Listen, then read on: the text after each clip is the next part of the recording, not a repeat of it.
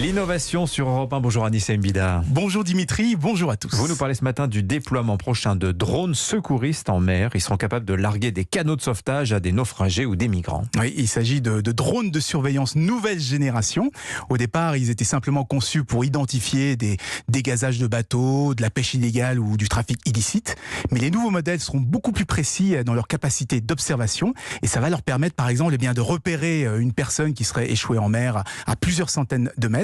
Et désormais, ils sont aussi équipés de canaux pneumatiques autogonflants de 8 places qui pourront larguer pour secourir les migrants ou des naufragés. Donc ils se contenteront plus uniquement de les signaler, ils pourront aussi leur apporter de l'aide immédiatement. Et là, c'est une première pour un drone. Pour information, on estime qu'un peu plus de 1400 migrants se sont noyés en Méditerranée rien que l'année dernière. Donc ça fait pas mal de monde. Comment ces drones fonctionnent-ils? Est-ce qu'ils sont autonomes? Non, ils sont semi-autonomes, ils sont pilotés à distance, mais certaines opérations comme justement le largage de canaux vont se faire automatiquement. Le système va calculer la trajectoire, la vitesse en fonction de la météo et pour pouvoir toujours déposer le canot à moins de 50 mètres des naufragés.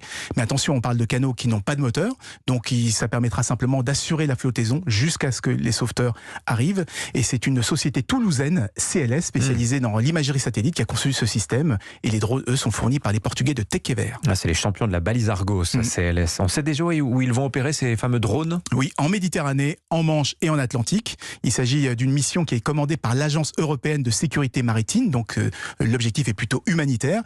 Mais rien ne dit que la technologie ne sera pas détournée par des gardes-côtes ou bien par les gardes frontières pour faire la chasse aux migrants, par exemple, ou obtenir des renseignements sur les bateaux, ou tout simplement pour dissuader les passeurs. C'est le fameux yin et yang de la technologie. Merci Anissa Mbida.